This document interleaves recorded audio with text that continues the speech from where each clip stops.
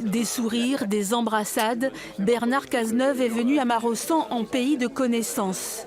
En visite à la cave viticole sur les traces de Jaurès, mais aussi d'anciens candidats à la présidentielle comme François Mitterrand. C'était en quelle année ça 79. Lui répète inlassablement qu'il n'est pas candidat. C'est un signe? Non, mais ne commencez pas à poser les mauvaises questions.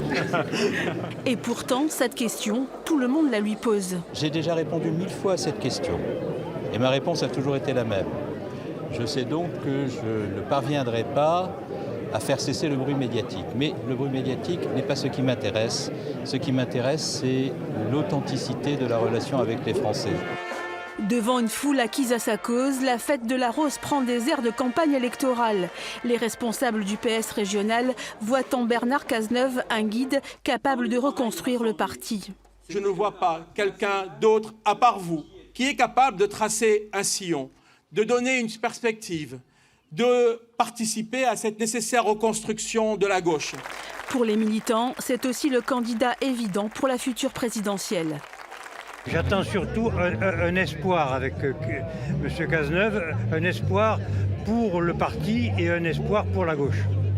Vous espérez qu'il sera candidat au présidentiel? J'espère fermement qu'il soit candidat. C'est un homme d'État et c'est un homme pour lequel on aimerait bien se battre. À travers un discours de politique générale d'1h30, ponctué de coups de griffe au pouvoir en place, Bernard Cazeneuve a enjoint à conjuguer transition écologique et justice sociale et appelé à l'unité. J'ai acquis une conviction qui éclaire mes paroles et mes actes. Rien n'est plus important que l'unité des Français.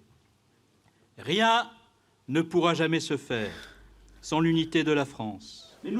Un discours résolument à gauche pour un parti socialiste en miettes qui tente de se reconstruire à temps pour les prochaines échéances électorales.